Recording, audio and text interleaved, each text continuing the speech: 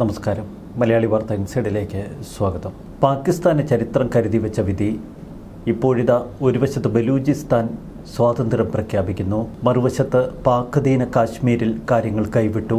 പാകിസ്ഥാനിൽ നിന്ന് തങ്ങൾ സ്വതന്ത്രരായി എന്ന് ബലൂചിസ്ഥാന്റെ പ്രഖ്യാപനം. സമൂഹ മാധ്യമങ്ങളിൽ വ്യാപകമായി പ്രചരിക്കുന്ന റിപ്പബ്ലിക് ഓഫ് ബലൂചിസ്ഥാൻ എന്ന ഔദ്യോഗിക പ്രസ്താവനയിലാണ് ഈ പ്രഖ്യാപനം. ബലൂചിസ്ഥാൻ മേഖലയുടെ 85% പ്രദേശവും തങ്ങളുടെ നിയന്ത്രണത്തിലാണ് എന്ന് റിപ്പബ്ലിക് ഓഫ് ബലൂചിസ്ഥാൻ അവകാശപ്പെടുന്നു. പുതിയ രാഷ്ട്രം നിലവിൽ വന്നതോടെ തനതായ ഭരണ സംവിധാനങ്ങളും പ്രാബല്യത്തിൽ വന്നു. മാ ചുക്കൈൻ ബലൂചാനി എന്ന് തുടങ്ങുന്ന ദേശീയഗാനവും സ്വന്തമായി ദേശീയ പതാകയും ബലൂചിസ്ഥാൻ സ്വീകരിച്ചു കഴിഞ്ഞു. ബലൂജി ഫലൂസ് എന്നതാണ് പുതിയ രാജ്യത്തിന്റെ ഔദ്യോഗിക കറൻസി എന്നും പ്രഖ്യാപനം. മേഖലയിലെ പ്രകൃതിദത്തമായ ഖനനത്തിന്റെ നിയന്ത്രണം പൂർണ്ണമായി ഭരണകൂടം ഏറ്റെടുത്തുവെന്ന് റിപ്പബ്ലിക് ഓഫ് ബലൂചിസ്ഥാൻ പറയുന്നു. സ്വർണ്ണ, ചെമ്പ് ഖനികൾക്ക് പുറമെ സജീവമായ 150-ലധികം പ്രകൃതിവാതക പാടങ്ങളുടെയും 1200 കൽക്കരി ഖനികളുടെയും അധികാരം ഇനി റിപ്പബ്ലിക് ഓഫ് ബലൂചിസ്ഥാന്റെ കൈകളിൽ. ബലൂചിസ്ഥാൻ രാഷ്ട്രപ്രഖ്യാപനത്തിന് തൊട്ടുപിന്നാലെ പാകിസ്ഥാന്റെ സൈന്യത്തിൽ നിന്നും പോലീസ് സേനകളിൽ നിന്നും കൂട്ട രാജ്യപ്രഖ്യാപനവും.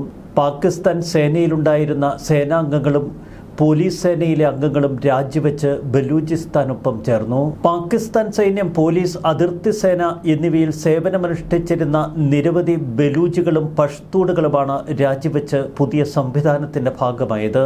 ഏകദേശം 5 ലക്ഷത്തോളം പേർ ഉൾപ്പെടുന്ന സൈനിക ഭരണ വിഭാഗത്തെ തങ്ങൾ തെരഞ്ഞെടുത്തുവെന്ന് ബലൂചിസ്ഥാൻ പറയുന്നു. 2026 അവസാനത്തോടെ പാക് അധിനിവേശ ശക്തികളെ പ്രദേശത്തു നിന്ന് തങ്ങൾ പൂർണ്ണമായി തുരത്തും. നിലവിൽ ആധുനിക യുദ്ധവിമാനങ്ങളോ ടാങ്കുകളോ തങ്ങളുടെ പക്കലില്ല. എന്നാൽ സ്വന്തം മണ്ണ് സംരക്ഷിക്കാൻ തങ്ങൾ പ്രാപ്തരാണ് എന്ന് ബലൂചികൾ പറയുന്നു.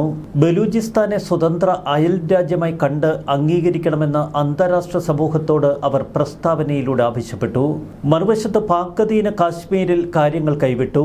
പാക് അധീന കാശ്മീരിലെ റാവൽകോട്ടിൽ പ്രതിഷേധക്കാർക്ക് നേരെ പാകിസ്ഥാൻ സുരക്ഷാ സേന നടത്തിയ വെടിവെപ്പിൽ 7 സാധാരണക്കാർ കൊല്ലപ്പെട്ടു.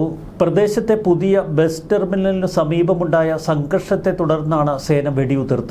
ഇതോടെ മേഖലയിൽ പാക് ഭരണകൂടത്തിനെതിരായ വികാരം അതിശക്തമായി ആളിക്കത്തുന്നു. മേഖലയിലെ ഈ സംഘർഷത്തിന് തൊട്ട് തലേ ദിവസം അമേരിക്കയിലെ വൈറ്റ് ഹൗസിന് മുന്നിൽ പാക് അധീന കാശ്മീർ സ്വദേശികൾ വലിയ പ്രതിഷേധവും സംഘടിപ്പിച്ചിരുന്നു. പാക് അധീന കാശ്മീരിലെ മനുഷ്യാവകാശ പ്രതിസന്ധികളിൽ അന്താരാഷ്ട്ര ഇടപെടൽ വേണമെന്ന് അവർ ആവശ്യപ്പെടുന്നു. ജനവാസ മേഖലകളിൽ നിന്ന് പാക് സൈന്യത്തെ പിൻവലിക്കണമെന്നാണ് മേഖലയിലെ ജനങ്ങളുടെ ആവശ്യം. തങ്ങളുടെ സഹായത്തിന് ഇന്ത്യ എത്തണമെന്ന് അവർ ആവശ്യപ്പെടുന്നു. മാനുഷിക പരിഗണന മുൻനിർത്തി പൂഞ്ച്, ദോഡ സെക്ടറുകളിലൂടെ നിയന്ത്രണ രേഖ തുറന്നു കൊടുക്കണമെന്നും അവർ അഭ്യർത്ഥിച്ചു. മേഖലയിലെ 4 ദശലക്ഷത്തോളം ജനങ്ങൾ മാസങ്ങളായി ഇന്റർനെറ്റ് വിച്ഛേദിക്കപ്പെട്ട അവസ്ഥയിലാണ്. സംഭവത്തിൽ ഇടപെടുമെന്ന സൂചനകൾ ഇന്ത്യ നൽകി. പാകിസ്ഥാനെതിരെ ഇന്ത്യ കടുത്ത ഭാഷയിൽ പ്രതികരിച്ചു. പാക് അധീന കാശ്മീരിലെ നിലവിലെ സംഘർഷങ്ങൾ പാകിസ്ഥാൻ പതിറ്റാണ്ടുകളായി നടത്തിവരുന്ന വ്യവസ്ഥാപിത ചൂഷണത്തിൻ്റെ ഫലമാണ് എന്ന് ഇന്ത്യ പ്രതികരിച്ചു. ഭരണകൂട പീഡനമാണ് അവിടെ നടക്കുന്നത്. വിദേശകാര്യ മന്ത്രാലയ വക്താവ് രൺധീർ ജയ്സ്വാൾ ഇന്ത്യയുടെ പ്രതികരണം അറിയിച്ചു. ജനങ്ങളുടെ ന്യായമായ ആവശ്യങ്ങൾ പരിഗണിക്കുന്നതിന് പകരം സൈനിക ശക്തി ഉപയോഗിച്ച് സ്ത്രീകളെയും കുട്ടികളെയും ഉൾപ്പെടെ അടിച്ചമർത്താനാണ് പാകിസ്ഥാൻ സൈന്യം ശ്രമിക്കുന്നത്. ഈ വിഷയത്തിൽ പാകിസ്ഥാനെ അന്താരാഷ്ട്ര സമൂഹം ഉത്തരവാദികളാക്കണമെന്ന് ഇന്ത്യ ആവശ്യപ്പെട്ടു. മേഖലയിലെ സാമ്പത്തികാവസ്ഥ അതീവ ഗുരുതരാവസ്ഥയിലാണ് എന്ന് റിപ്പോർട്ടുകൾ സൂചിപ്പിക്കുന്നു. ഇസ്ലാമാബാദിനെതിരായ നീരസം ക്രമാനുഗതമായി മേഖലയിൽ വർദ്ധിച്ചു വരുന്നു. അവർ ഇന്ത്യയോട് കൂടുതൽ താൽപ്പര്യം പ്രകടിപ്പിക്കുന്നു. എല്ലാ ദിവസവും പാക് ഭരണകൂടത്തിനെതിരെ മേഖലയിൽ ശക്തമായ പ്രകടനങ്ങളാണ് ഇപ്പോൾ നടക്കുന്നത്. സ്ത്രീകളും കുട്ടികളും പൊതുസമൂഹവും പ്രകടനങ്ങളിലേക്ക് പരസ്യമായി ഒഴുകിയെത്തുന്നു. പാക് അധിനിവേശ കാശ്മീരിലുടനീളമുള്ള സിവിലിയൻ പ്രദേശങ്ങളിൽ നിന്ന് പാകിസ്ഥാൻ സൈനികരെ ഉടൻ പിൻവലിക്കണമെന്നാണ് പ്രദേശവാസികളുടെ ആവശ്യം.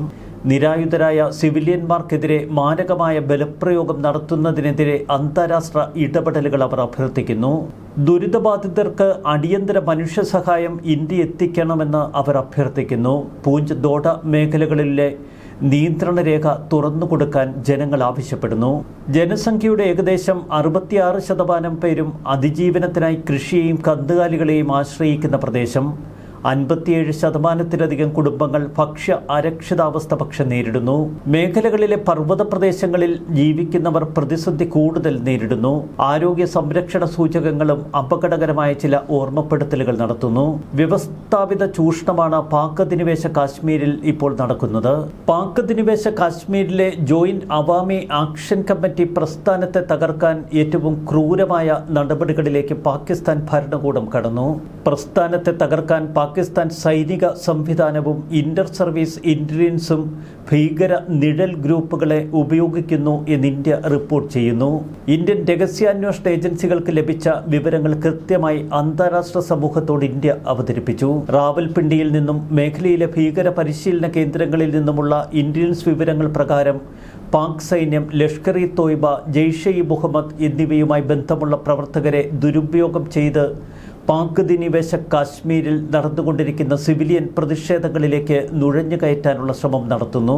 JAC നടത്തുന്ന റാലികൾ സമാധാനപരമാണ്.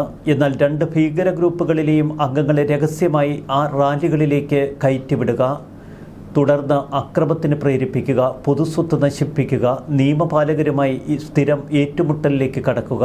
ഇത്തരം അസ്വസ്ഥതകളെ സിവിലിയൻ അവകാശ പ്രസ്ഥാനം ഒരു രാഷ്ട്രവിരുദ്ധ ഭീകര ഗൂഢാലോചന എന്ന തലത്തിൽ മുദ്രയടിച്ച് അവരെ ഭീകര സംഘടനയായി പ്രഖ്യാപിച്ച് കൂടുതൽ കടുത്ത സൈനിക നടപടികളിലേക്ക് കടക്കുകയാണ് പാക് ഭരണകൂടത്തിന്റെ ലക്ഷ്യം. ഭരണപരമായ ഉത്തരവാദിത്വം, സാമ്പത്തിക നിലനിൽപ്പ് തുടങ്ങിയ വിഷയങ്ങളിൽ JAC പ്രസ്ഥാനം POK-യിലെ അംഗങ്ങളെ അണിനിരത്തി കഴിഞ്ഞു. എന്നാൽ പ്രതിഷേധങ്ങളുടെ സ്വഭാവം മാറ്റി അക്രമങ്ങളുടെ ഒരു നീണ്ട പരമ്പര സൃഷ്ടിച്ച് ജനകീയ സമരങ്ങളെ അടിച്ചമർത്തുകയാണ് പാക് സൈന്യത്തിന്റെ ഏറ്റവും നിഗൂഢമായ ലക്ഷ്യം. ഇത്തരമൊരു സാഹചര്യം സൃഷ്ടിക്കപ്പെട്ടാൽ പാകിസ്ഥാൻ സൈന്യത്തിന് ഈ പ്രസ്ഥാനം ഇനിയൊരു സിവിലിയൻ പ്രക്ഷോഭമല്ലെന്നും മറിച്ച് സൈനിക അർദ്ധസൈനിക ഇടപെടൽ ആവശ്യമുള്ള സുരക്ഷാ ഭീഷണിയാണ് എന്നും അവകാശപ്പെടാം. തെരുവുകളിൽ തീവ്രവാദികളും സായുധരുമായ പ്രോക്സികളുടെ സാന്നിധ്യം പ്രാദേശിക സിവിൽ സമൂഹത്തിന് വലിയ ഭീഷണിയാകും. JAC പ്രസ്ഥാനത്തെ പിന്തുണയ്ക്കുന്ന പ്രതിഷേധക്കാർക്ക് നേരിട്ടുള്ള ഭീഷണിയായി ഇവർ മാറും. ചുരുക്കത്തിൽ, ഒരു വശത്ത് പാക് അധിനിവേശ കാശ്മീരിലെ പ്രതിസന്ധി, മറുവശത്ത് ബലൂചിസ്ഥാൻ സ്വാതന്ത്ര്യം പ്രഖ്യാപിക്കുന്ന കാഴ്ച. പാകിസ്ഥാൻ നെടുകെ 3ആയി പിളരുന്ന കാഴ്ചയാണ് ലോകത്തിന് മുന്നിൽ. ബലൂചിസ്ഥാനിൽ ഇപ്പോൾ നടക്കുന്ന സംഭവ വികാസങ്ങൾ ബലൂചിസ്ഥാനെ അന്താരാഷ്ട്ര അംഗീകാരത്തിന് അർഹമാക്കുന്നു എന്ന നിലപാടാണ് ഇന്ത്യ സ്വീകരിച്ചിരിക്കുന്നത്. പാകിസ്ഥാനിലെ സൈനിക സുരക്ഷാ ഏജൻസികളിലെ അംഗങ്ങൾ രാജിവെച്ച് ബലൂച്ച് പ്രസ്ഥാനത്തിൽ ചേർന്നതായി കൃത്യമായ തെളിവുകൾ പുറത്തുവന്നു. ഒരു കാര്യം വ്യക്തമാണ്, ബലൂചിസ്ഥാനിൽ ഇതുവരെ നമ്മൾ കണ്ടത് വളരെ സാധാരണക്കാരായ ജനങ്ങൾ പാക് സേനയെ തുരത്തുന്ന കാഴ്ചയാണ്. ബലൂചിസ്ഥാൻ റിപ്പബ്ലിക്കിലെ സ്ഥിതി ക്രമേണ ബലൂചിസ്ഥാന്റെ നിയന്ത്രണത്തിലായിക്കൊണ്ടിരിക്കുന്ന കാഴ്ചയും കഴിഞ്ഞ കുറേ കാലമായി ബലൂചിസ്ഥാനിൽ നമ്മൾ കണ്ടുവരുന്നു.